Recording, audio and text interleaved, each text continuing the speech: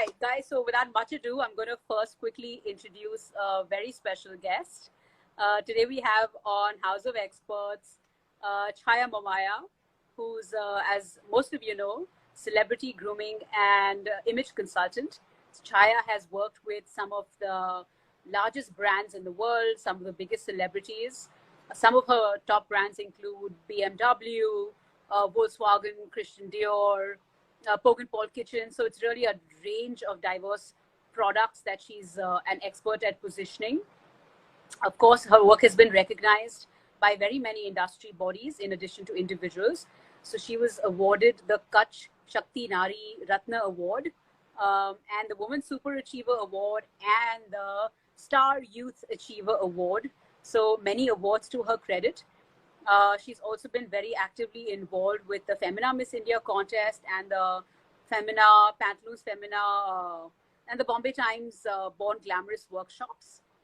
And in addition to all her credentials and all the amazing work that she's done, she's honestly one of my really dearest and closest friends.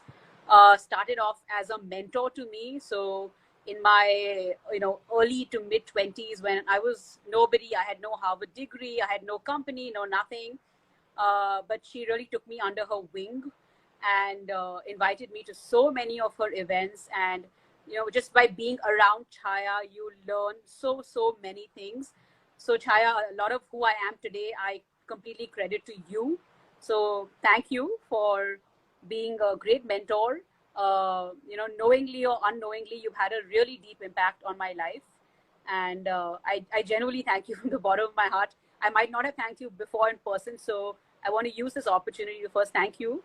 And over to you, Chaya. Thank you, first of all, to have me at your very prestigious Instagram chat. And, with an astute mind like yours, it was such a pleasure when you said, would you do this for me? I said, of course. With a mind like you, I could never ever say no. And I recognized that mind when you were in your teens, if you remember. And of course, having said all this, I have to share this with you. When you are showering me with so many compliments, when a friend of mine saw the post up over there, that is Monica Garware, comes from a very astute Garware family. She's saying, Chaya, do you know Vibha Kagzi? I thought something wrong happened. That she was so, she was so concerned. Saying, no, I've been trying to get an appointment with her.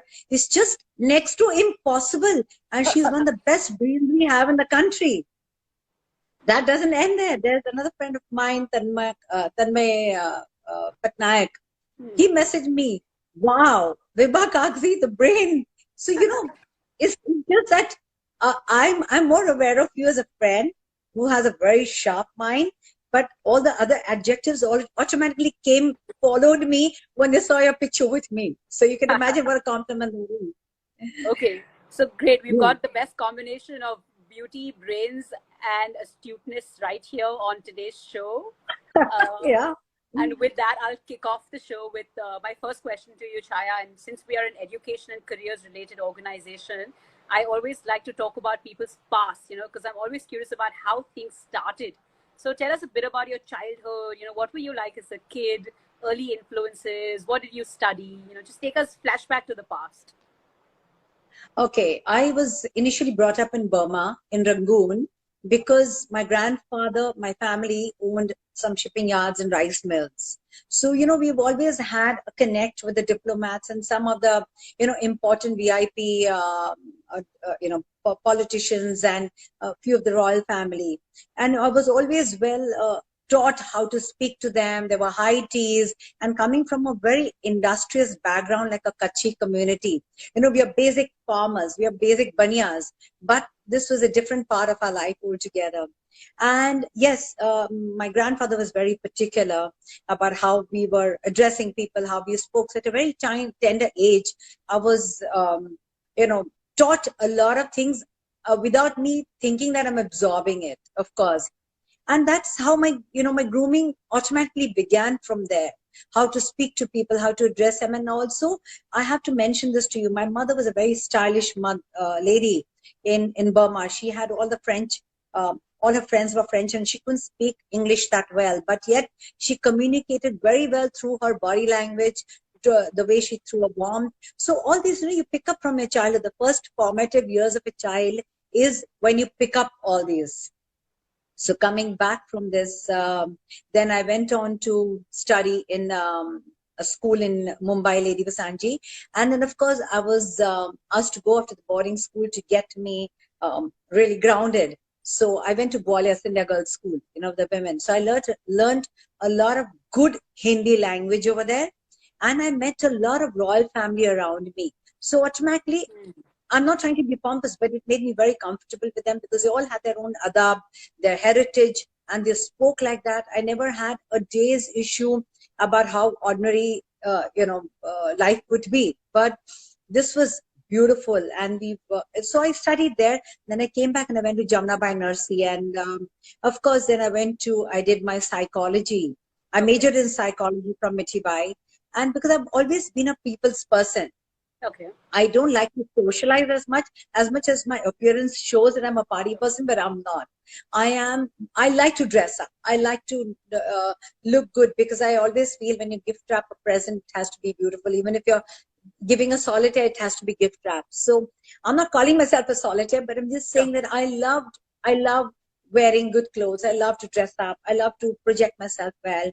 I know it's very interesting that you're saying that you're not a social person and you don't like to go out, because I remember when I met you and you mentioned very early on that you were a teetotaler, and it completely shocked me because you were hosting some of the best parties in Bombay and you didn't go to the bar, and it just amazed me how you could sort of professionally organize some of the best do's and still stay away from all the craziness of these parties, so you were so professional in your approach. Quite fascinating. So it seems like the upbringing was around sort of royalty, diplomats, etc. So very early exposure to grooming. Then you went on to study psychology. So then what happened? So how did all of this lead to sort of a profession in this field? Yeah. So because coming from a Kutchi background, as much as my father was a very modern man, but he still didn't accept the fact that women should work out of the house. If I had to do something, it had to be inside. So while I was in college, I've always wanted to do something of my own. So my mother's very good with Ayurvedic products, Ayurvedic medicines and all that. So she told me, why don't we start some face packs? I said, I jumped at it. So we were actually hand making and hand packing face packs, and I had a client list of 600 people when I was in second year of college. Wow. This is because I met most of them on a one-to-one. Only then I would give them a face pack because I needed to understand the skin. I needed to understand how they're going to apply it, because a lot of it was a very laborious work that I went through. Mixing and concocting this face pack. And of course, I'm a Villepalli girl. I'm from Juhu. So I was already befriending a lot of film stars then. And they loved my product. And it so happened one of my clients, the mother came in and she said that your daughter's got a dark skin. We're going to get her married. So why don't you look into her? And when she came there, so the mother tells me, now that we've bought the face pack, I want her to be like you. I want her to be well-groomed, well turned out, well spoken. When you're in college and look at the way you carry yourself and all. And I really never looked at you seriously because that was no different from what I am. So it was not something which I thought that it was something different. But nevertheless, being a banya by nature, I said, I'm going to charge you for that. And I started with 350 rupees for grooming. And it so happened she got married in that 1 month. So we had 12 of her cousins coming and grooming with me. And I said, let me make money now, other than just selling face packs at 7 rupees a pack and, things like that. So I actually elevated and upgraded myself from there. And ever since it's never been. You started very early, and the Banya influence sort of kicked in, took a passion of yours. So it's sort of these joining of forces. And thank God that your dad was conservative and said you can't go outside, because that sort of sparked the entrepreneur in you. That's amazing. Yes. That's great to hear. Okay, then what happened? So then, of course, I went on getting more clients, and I was grooming them, making them talk and everything. And then, of course, my husband fell in love with me. I hope he's hearing that, of course. He fell in love with me and he whisked me away. And then for 3 years, it was a lull because, I was trying to get into it.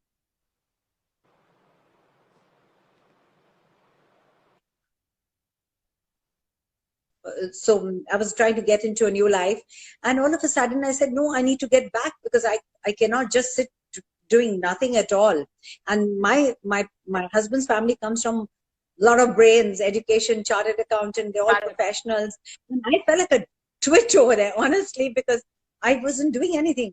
And anyway, got back to grooming, and then it so happened that while we were traveling, I bought La Prairie, which is one of the most expensive creams in the top 5-6 creams in the world. And those days, almost about 23 years ago, not too many people were used to buying La Prairie. But so coming back to it, I bought it and I was using it, and I would always call for more. And they used to always monitor who's bought them from which country, where it's being mainly used. So when they were trying to launch this in India, they sourced me and they told the principals that why didn't you contact Chaya Momaya, because she's one of our good buyers. And so they were wanting to launch it in a nightclub, and they did actually through a model. And I'm thinking to myself, that models at that time were being paid that heavy.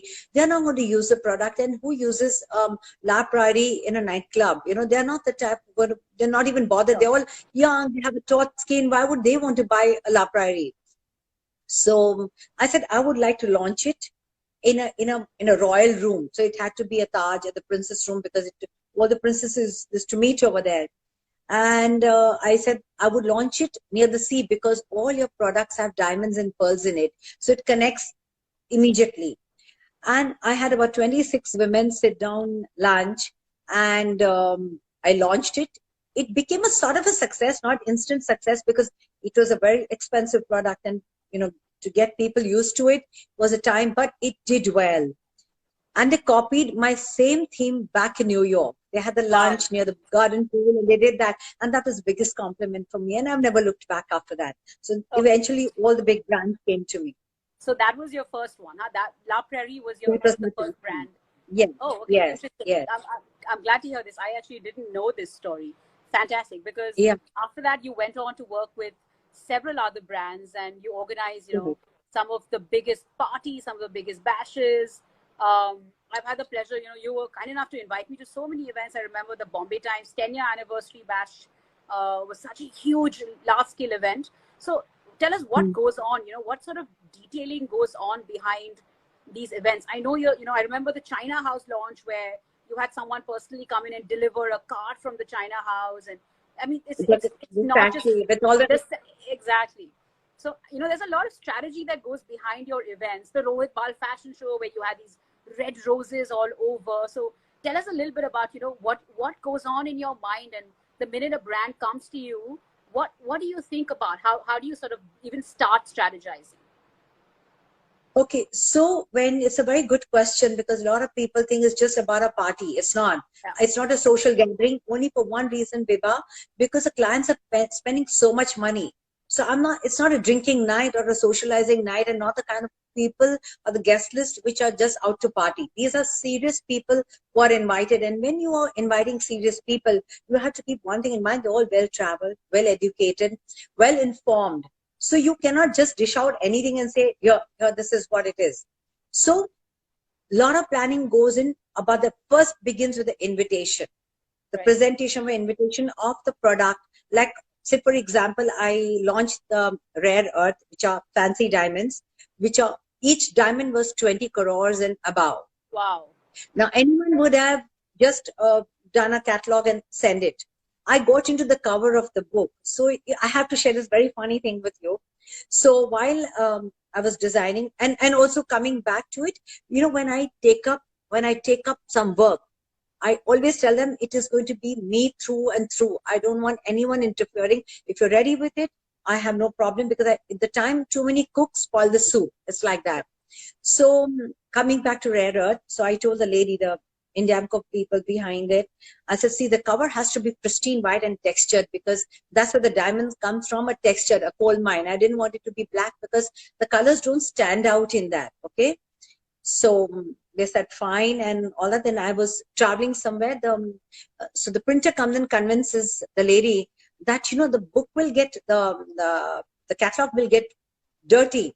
So let's not print it in white. Let's do it blue. And this lady doesn't inform me. And I come back from my travel, and I was aghast to see a blue shiny cover on that. I said, none of these books are going out. You see, you know, but the guy said, ye na book mela ho jayega. I said, which person who buys a 20 crore diamond has a dirty hand? Right. People use it well. I mean, they're using it. So these are the tiny details. The invite has to be good. And behind every diamond, there was a story written. So then I launched another lifestyle store in Mumbai, and I created a huge catalog. And she's a very subtle person. I said, see, if you really want to catch the eyeballs of people, you need to make it big, because it's a lifestyle store. So we put up one of the biggest pieces in a store, which is huge, never-ending chandelier. We put that, we made it gold and white, keeping both our aesthetics in mind, hers and mine. And we placed it in all the Taj Mahal private suites, because all her products are very expensive. And can you imagine who comes and buys? The King of Morocco comes down to India. He's got so impressed with the invite. Wow. He came to the store and he bought out half the store from here. Just seeing the invite, they realize it. So, you know, a lot of things go into, so you begin with the invite. Then, of course, guests are coming in. Make sure the quality of the food is absolutely stunning. And I never overdo the decor, because the product is my hero. So Sure. how am I going to enhance the product? Most importantly, so I make the product the hero. And Sure. then everything revolves around it. And too much decor means it's a wedding. I don't want people to come and say, oh, what a pretty decor. I want people to come and say, wow, what an amazing product. And that's Right. what people are paying for. That's what my clients are paying for. So the focus has to be over there. The product. Right. I share you one more incident. I launched the Ulyss Narda 4 crore watch. This was about 7 years ago. And 4.5 crores that time was a big money. Sure. So now it's not. So with the lockdown, it was 4.5 crores is once again a big amount of money, but sure. Okay. Yeah, but now people do buy a lot of Sure. that. Okay, Of course. Yeah. exclusive stuff. That time it was a one-time thing. And I made the hero out of the Ulyss Narda. That was Genghis Khan, very, very historical watch. Sure. And the decor had to be so simple. So, and I was very clear with the decorator that make sure the bows are stiff. I don't want any chiffons because they go limp. And low at 8 o'clock when I walk in, because everyone knows that I'm very detailed, but maybe this man thought she'll overlook it. Right. But I even noticed your toe nail polish, what you're wearing. The hostesses, what they have to dress up. So here he's showing me a bow which is limp. There were 200 chairs laid out with bar. At 8 o'clock is the show. 8 o'clock I've invited people. But fortunately, Indians arrive very late. Right. So right. in half an hour, 200 chairs were changed completely. Oh, because wow. I would not let it go by. It doesn't matter. Let the chairs look bare, but that's not my lookout. When I'm telling you I want it that way, because it has a meaning behind it. It's just not about me being arrogant about my taste, but it's about the connect to the product. Sure. So there are, I'm hearing a lot of attention to detailing. Yeah, you start with the card, understanding the brand, the decoration, the food. I mean, you've really thought through it all. And the guest list. Make sure I go through everyone's background, what they are about. I do not, the spellings are very important. If Vibha likes to say, spell her name as VIBHAA, I will make sure it comes to her that way. Unless she's not announced it. Sure. But if she's announced it, I would definitely make it very prominent. And all these detailings would make, because see, the person is taking so much time in coming for your evening. How can I make it ordinary? And for You me, know, every person is important who's coming there. and I've seen that, Chaya, I've been to so many of your events. What really strikes me about your events is obviously the curated guest list. More importantly, is just the way you treated every guest. Every time I would come to your event, you had devised a one sentence, crisp but coherent introduction about me. And I noticed you had that for every guest. So everyone you would introduce me to would have, a sense of who I was, what I was doing, and then something really personal. And that was reciprocated for all the guests, leading to this really warm but professional sort of introduction. So touch a little bit about introductions and why you think they're so important, if you could please. First of all, everyone I know is important to me. They come with a good leverage behind them. It's not about wealth. It's about the human being, the person or the persona they are. And obviously they have something behind them. Like when you were so young when I met you, but I realized your mind was very sharp. You were very, very focused about whatever you did. And whatever you did well. So obviously you have to mention it to people. Others, how do you make a conversation rolling between two people, two individuals? So if I introduce, there has to be some kind of an adjective to the person, even if it means a housewife. I don't understand why people make housewife to be just nothing. They play such an important role. For example, your mom, without her, everything would just fall apart. And yet she's still doing her diamonds in her own way, but she takes care of everything at home for enable you to be able to work better. So everyone has the importance, some kind of importance behind them. And why not highlight it? It could be just anybody, So introductions are very important. And I have to mention one thing. I'm very confident. If the person is very confident, you'll never have a problem of inviting two important people. It's just not about the guest. It's about the importance of the person who is there. And I think introductions are very, very important. And I've also seen when somebody important comes up, the host normally doesn't introduce them well because they're scared that they will probably kidnap them away from them. And I've experienced that why are you talking to that person so much? But you've invited me to our dinner. I am going to talk to your VIP guest or your friend. So what's the big deal? I'm not trying to take him or her away from you. But if you're a confident person, you'll go all out and introduce people. Sure. Of course. Yeah. It's a sort of hallmark of your confidence and your confidence in your relationship with that person as well, right? Absolutely. Yes. Okay. I'm just going to acknowledge a few compliments coming your way, Shaya, from Nikhil. Naam to suna hi hoga. Guys, thank you all for Anna, who says, I'm happy there are people who give attention to the little things. That's Chaya for you. Datta Khimji says, very interesting. Thank you. Someone from the family, Manikant Momaya. Presuming he's a family member. Thank you, sir, for acknowledging Chaya and all her work.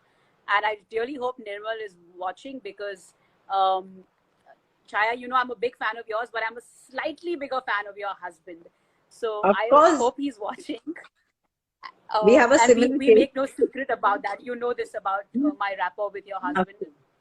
One of my favorite people as well. So, we spoke so much about the guest list and the importance of that guest list. And I've noticed through, the decades, how your roster of, I don't want to say contacts or network. I want to use the word, close relationships has been nurtured and fostered. And you've managed to become friends with, royalty, queens, some of the wealthiest industrialists in the country, etc. And you've nurtured these relationships over decades. So, how do you do this? This is really it's a wonder to me. So can you share a little bit about how do you nurture and foster these relationships and what goes in and behind retaining these sort of relationships? Vibha, it's a question very often asked to me that how do you do it? It probably is just natural in me. Like I said, I grew up like that. But also having said this, I have to add that I've never run after a surname. For me, it's always the people.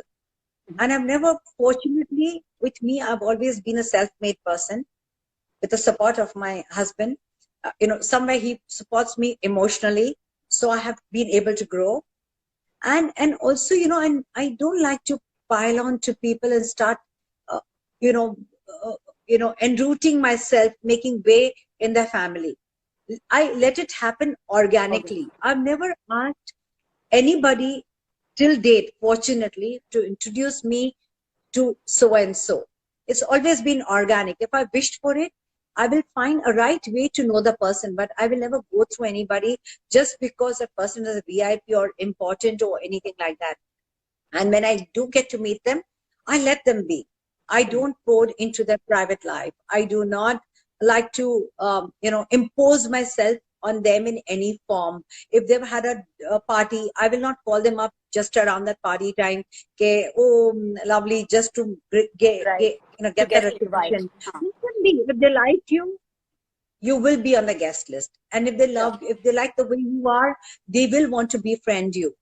And the very fact that somebody pointed out to me that you've been able to sustain a relationship for so many years, it's not been like one time off or two times off, because you have to be very honest with people. You should never have two standards.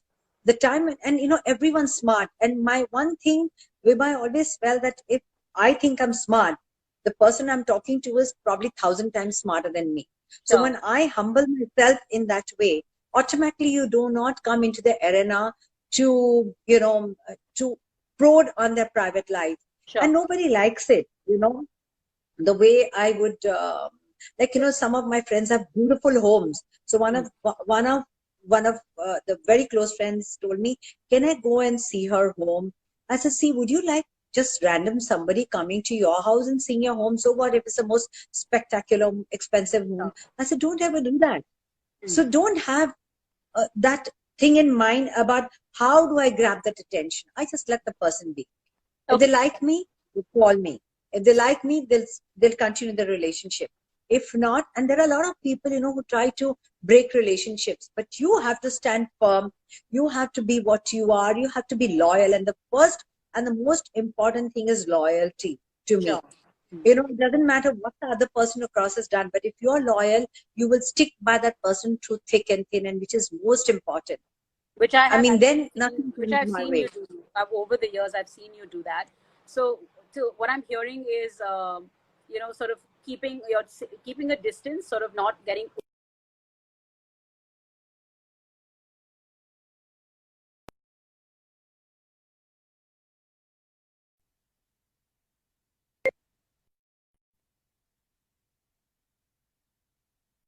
Getting someone's trying to call me. What I'm hearing is, sort of keeping a distance, not sort of crossing that boundary, respecting the person's boundaries and their sort of individualism, being ferociously loyal, and also just respecting boundaries and just humanizing them, right? You're not sort of putting them on some sort of pedestal, and just keeping the relationship authentic. So these are some of Correct. the elements I'm getting. Okay, so leading in from the guest list and the relationships you've had with these celebrities, how is it with Bollywood? I know you have some very close friends in Bollywood, and Bollywood is infamously known for just sort of an incestuous Bollywood rapper, right? You're sort of, if you're in the circle, or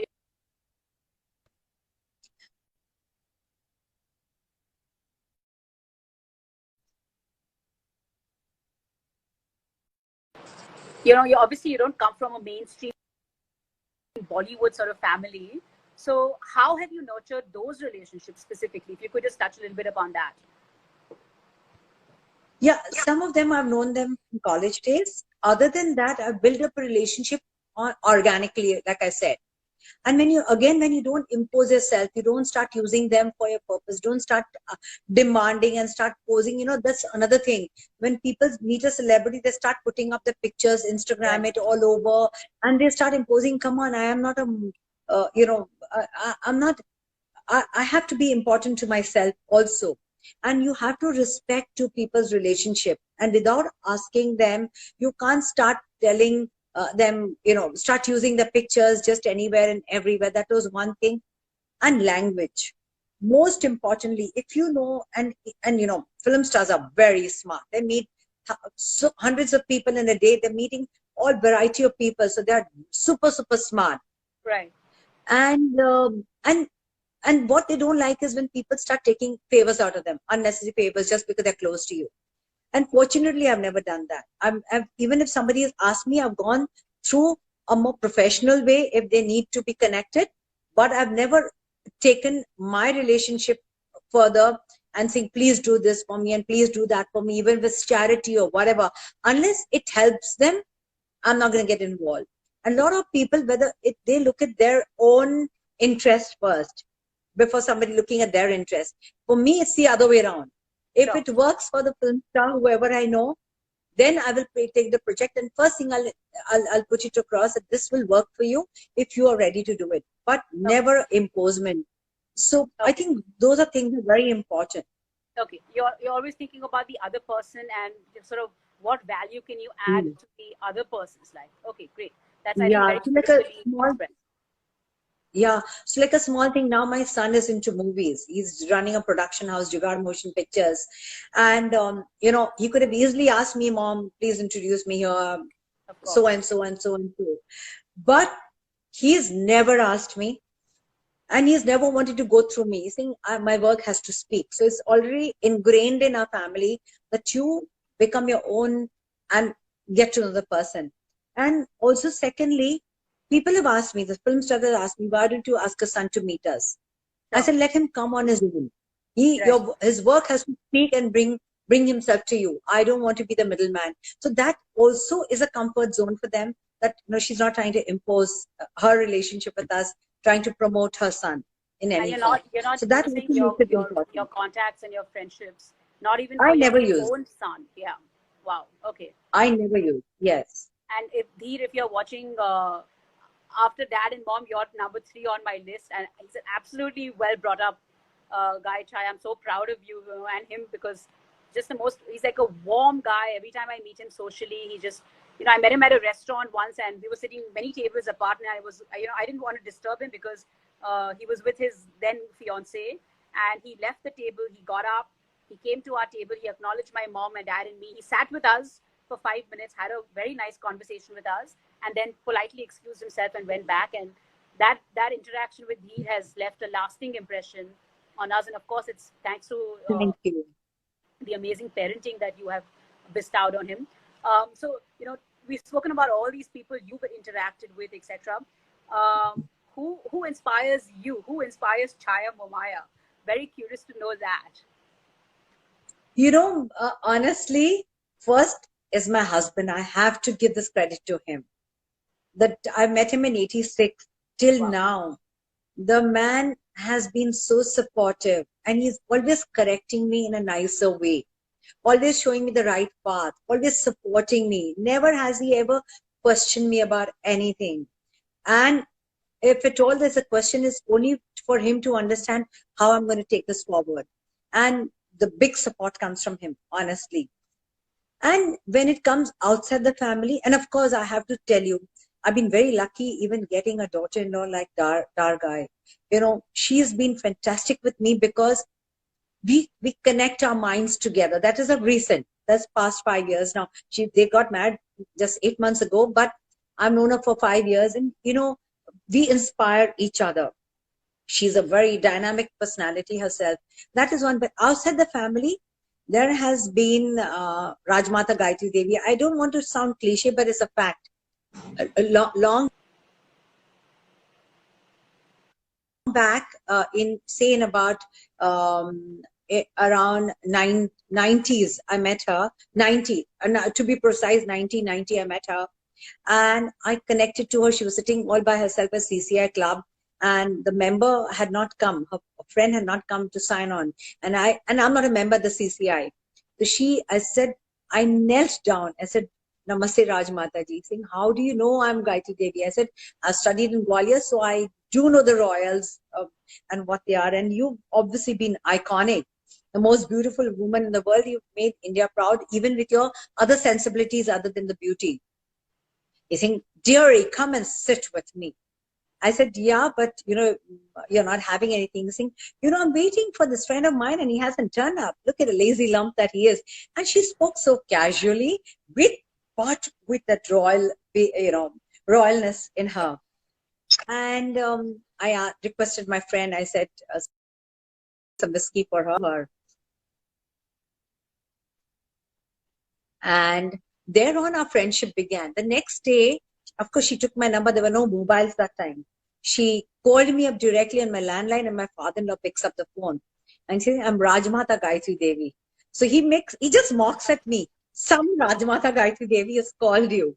I said, Papa, that is Rajmata Gayatri Devi. And she doesn't have any PA or secretary calling. She calls herself. And then we start having lunches together.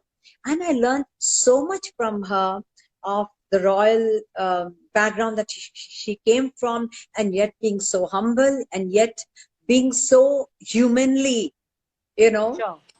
And there are a lot of things I picked up from her. And I think she inspired her inner self more than just being a royal. Mm-hmm.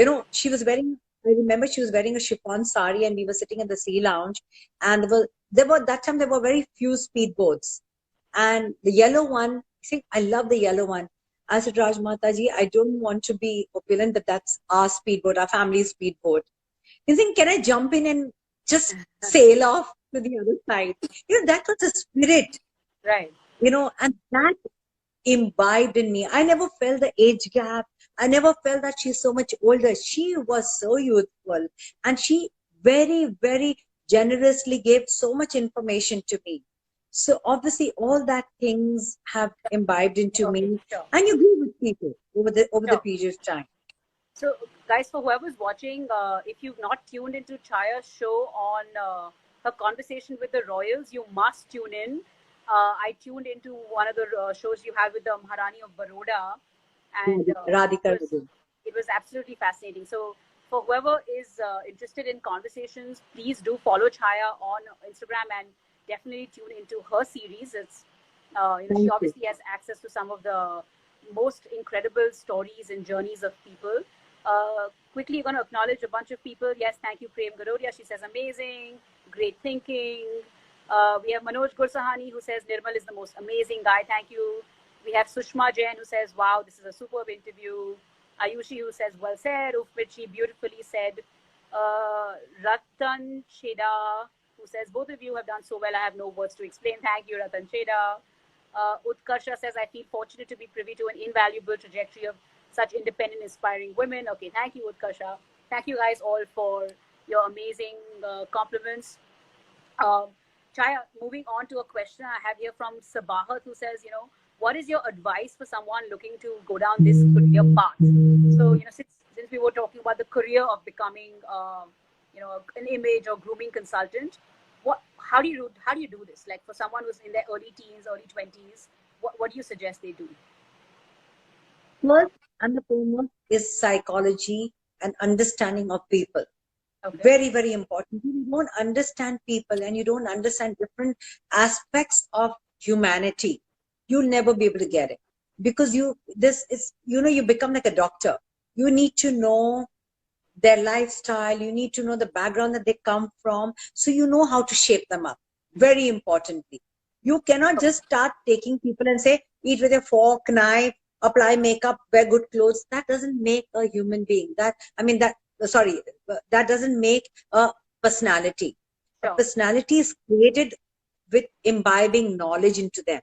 I remember one of the minister's son coming to me, and he was going to be tutored by Bill Clinton back in America.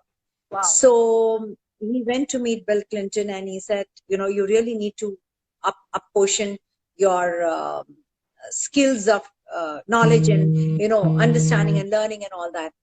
Then finally he came to me. I trained him. I gave him some books that he needed to read. And when he went back after 2 years, Mr. Clinton couldn't believe it was the same person. He said, are you the same person? You changed, you've actually upgraded and you've done so well. So, you have to start shaping up people and going into their life, going into the skin, understanding, talking to them every single day, understanding where they're coming from and how we need to change them. And it has to be on a one-to-one basis, because Sure. you cannot tell somebody off in front of even their husband or their Or father, the parents. because yeah, anybody. It has to be on a one-to-one basis. So Okay. those things are very important. And study humanity, study human beings, study different kinds of professions, and what do they do to you, and how do you bring them out. There are times I've asked the doctor saying, how can we be glamorous? It's not about being glamorous. I know your patient you're looking into. You don't need to wear heavy makeup, jewelry, and go to work, because that's very disturbing also.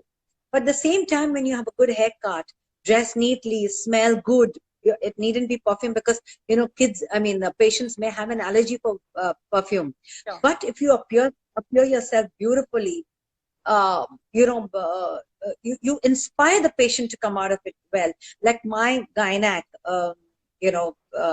Avan from Rose. I went Yeah. to her.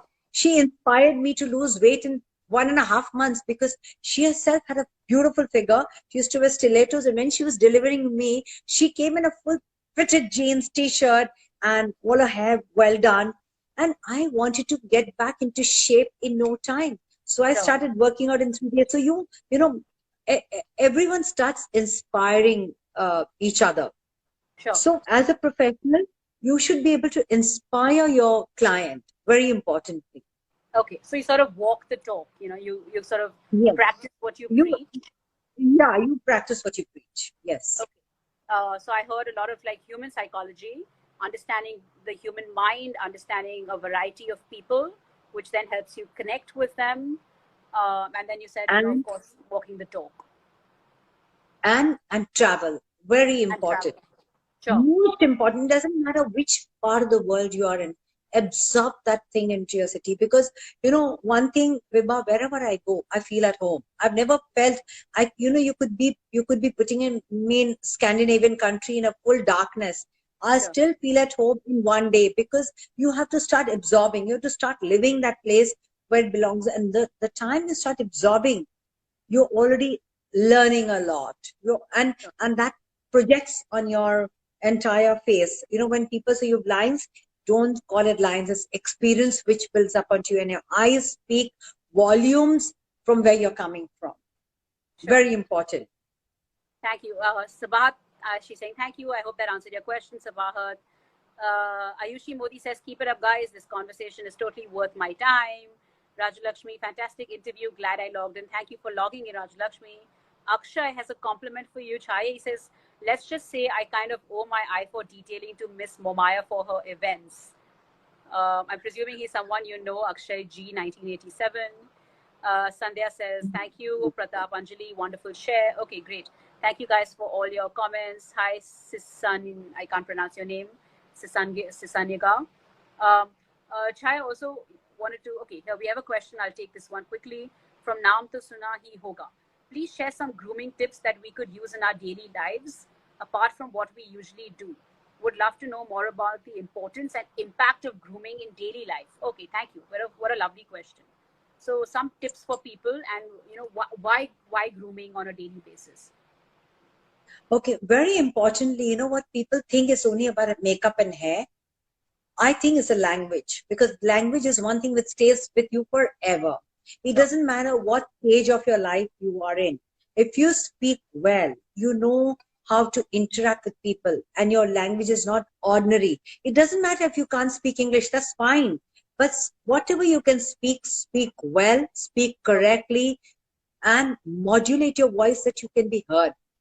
A person should not be able to say that again, pardon me. The time when 3 times the person says, pardon me, there's something wrong in your modulation of your voice. So work on it.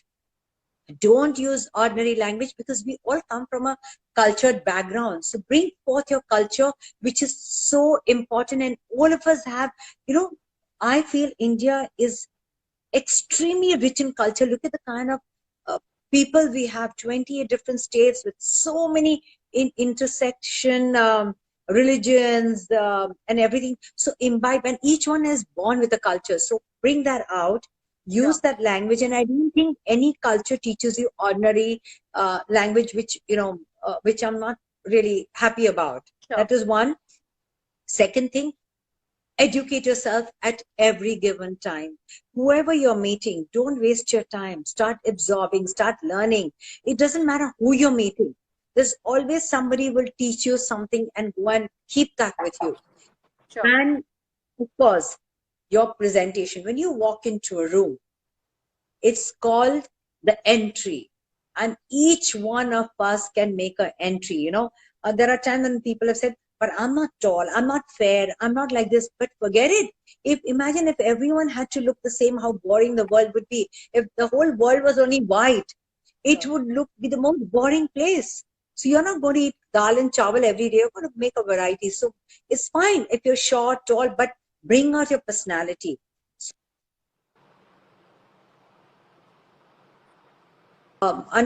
Understand people, communicate with them, learn with them. Even if you're at a party, find an oddball who's sitting quiet, will always have something to offer to you, and pick that up.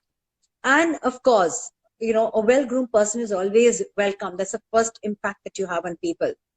So make sure that you're not, I've seen when there's a celebration, the people are not into dressing, they just walk in. But why are you ruining the whole atmosphere? It is somebody's celebration. So be part of it.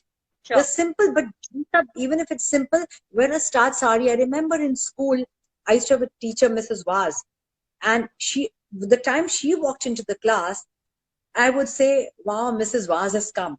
She would wear a 15 rupee sari, but it was well ironed. Her hair used to be well in place, and one single rose. Her face was spick and span. Nails were clean, and the chappals. I would even look at the shoes. They never had any dirt around it, and that inspired me. So grooming and your everyday thing is about the way you project yourself, even while eating. Eat with your hand. Fork and knife is not a law. It's meant for different countries for different reasons. People say eating with fork and knife is very stylish. It is not. People in Western countries eat with fork and knife because they have to cut meat. Okay? If you're comfortable eating Indian food with fork and knife, go ahead. People eat with chopsticks abroad because, in Far Eastern countries, because we always believed in smaller bites and bite it fast, and they're very health conscious. So every plate, every cuisine has reason for the way they eat. I think it's very important that even if you're eating a niwala, like Haath say, don't make sure that your mouth is clean, dab it clean, don't drop it all over you, don't be clumsy, because that makes a huge difference how you present yourself. And even when you talk about muh khol ke khane se matlab kya hai, nobody likes to see masticated food in your mouth. That's why you shut your mouth. So these are the pointers what I'm getting is like, again, it's a lot of authenticity. So if you're eating Indian food, sure, eat with your hand. If you're wearing something simple like a basic sari, it's perfectly fine.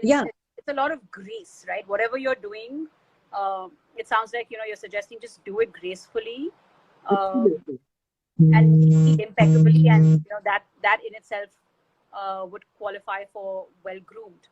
Okay, so some people are saying, I noted this, I will rectify this very soon. Thanks, Jwala, for your compliment. Someone says, Abel says, will surely try to implement it in my daily life. Sabah says, how true we all have to learn to be comfortable in our own skin. Absolutely. I love the comment you made about, if everything was white, then how would we be able to tell the different colors? I think that was a beautiful thought. Jwala also says, priceless thing that you mentioned, language. Yes, absolutely.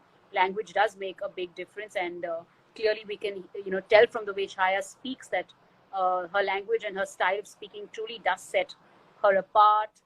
Sushma says, so much to learn from Chaya. Of course, she's obviously all of us in our family, Chaya, are very big fans of yours. So thank you, Sushma Jain, for that compliment. I'm glad. It's a Forbes family. Okay, so as we are. And Naam Tusnai says, really important to maintain the fine line between well-groomed and being showy. Thank you for highlighting that difference so well. Yeah, I think the way you answered the question, I think it was quite contrary to what people might have thought of what well-groomed meant. Does it mean wearing like a Prada bag and a Gucci suit and etc.? And you're dispelling those notions and saying just wear whatever That's you want fashion. gracefully. That's fashion. Yeah. Okay, Being great. fashionable and well groomed are two different things. Are two different things. Absolutely. Okay, thank you. Mm. Yeah, thanks, Sakshi. Thank you. Amazing conversation. Okay, great. Chaya, as we close this, because Insta Live will kick us off any minute now. Any closing words of advice for people in terms of grooming, imaging, etc.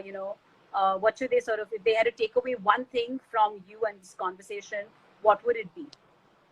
Never lie. Never That's lie. one mantra. And there are always ways of saying things without lying. And I strongly believe in it. The time you lie, you are going to get caught. And that one time you get caught, you shatter all your entire image. And there are always, I am a living proof. The time you lie, you're over. It's a fact. So be direct, find ways of saying it, putting it forward, but do not lie. Sure. So you can convey your point graciously and gracefully, but still stay authentic in your thoughts. Okay, I And think look that. straight into a person's eye. You know, when you lie, you always look away. When you're not lying, you can look into anybody's eye and talk to them. Okay, and I'm glad we have had this conversation virtually, but still looking into each other's eyes. So I know that there has been a lot of authentic sharing here today, Chaya. And as always, I leave a session with you absolutely mesmerized by your language, your diction, your thought process, and the years of wisdom that you bring to every interaction I have with you. And I look forward to sneaking in a quick 5-minute conversation with you wherever I get a chance. So today, having an hour with you has been a complete feast for me. So thank you so much from the bottom of my heart for joining us. And I'm sure a lot of people have had some great takeaways. And I'm getting a comment here saying, Chaya, as always, you're so inspiring. Thank you. Pleasure hearing you. Awestruck. Okay, great, guys. Thank you so much. Chaya, if you'd like to say anything, please do. And yeah, of course, Vibha. It's always wonderful. You've been my super favorite. If it's your birthday, I will jump everything to come for your birthday. You know that. It doesn't matter where you were having it. Okay. And I was just telling a friend of mine, when I go to Vibha Kadri's birthday, I find a room full of astute young entrepreneurs who I love to interact with. You got the most wonderful people surrounding you because the person that you are, or you wouldn't be having any of them. And of course, you have a great mind, and which is so important to keep it so sharp because you're always imbibing and telling people, and vice versa. I'm in love with their family, and you know that. I know all of them, and I love meeting you, and I love meeting your mom and Anand and Sushma and everybody. You know, they all look at Neha, look at Harsh. So it just doubles up over here. And I watch all your sessions. Every session of yours, I take away a lot of things also. I'll be honest with you. It's fantastic. And please keep it up. And anytime anyone has any issue, please Instagram me. I'll be more than happy connecting with you. Great. Thank you so much, Chaya. I'm going to Lovely let you talking sign to you. off. You can, if you'd like, just Yeah. end the session and you'll be able to get off. Thank you. See you. All right, guys, we come to the end of yet another session, and lots of nuggets of wisdom. My brain is buzzing with all the fabulous things she said. So many learnings, so much to take away. Yes, Utkarsh, I also learned importance of being myself and how beautiful we can all be. Thank you, Nandaraj Kothari ji. So enjoyable. Thank you. Hi, Jwala. So nice to see you. I'm sorry, Jwala, I couldn't get everything in, but I tried to pack in as much as we could. Oh, hi, Prerna. Good to see you here. So cool. Thank you, Prerna. Prerna, hoping to have you on the show. I'm giving you like 2 years, and you got to be a guest on House of Experts too very soon. Thanks, Abahar. It was fantastic. Of course, yes, I'm a big fan of most of the people we bring on. Guys, next week we have a very interesting person. We have a flamenco dancer. So she's India's only flamenco dancer. She's actually trained in Spain, and obviously she knows a little bit of Kathak and flamenco, and she's going to talk about Indo-Spain relationships and her experience, studying flamenco in Spain, and her journey of teaching dance and sort of trying to popularize flamenco here in India. So her name is Shazeen Kasum Ayushi. She's being our guest next week. And as I always say, if there's any speaker that you want us to bring, or a friend of yours who you think might make a good speaker, please Insta us, DM us, and let us know. And we'd be happy to bring in a speaker from different industry. I'm really trying my best to bring in a variety of speakers from different domains to shower you with their intelligence and knowledge. And honestly, every session I do this, I started this to be able to share knowledge from one person to the other, and just as a simple conduit. But I realize I end every session every Saturday so enriched with the knowledge and wisdom of all these people who come to the show. So I'm just going to end this right now, and I want to keep my intellectual buzz on for Saturday night. I wish you guys a very good weekend, and look forward to seeing a lot of you back next Saturday with Shazeen to discuss flamenco and the life of a dancer. So take care, guys, and have a very good night. Thank you.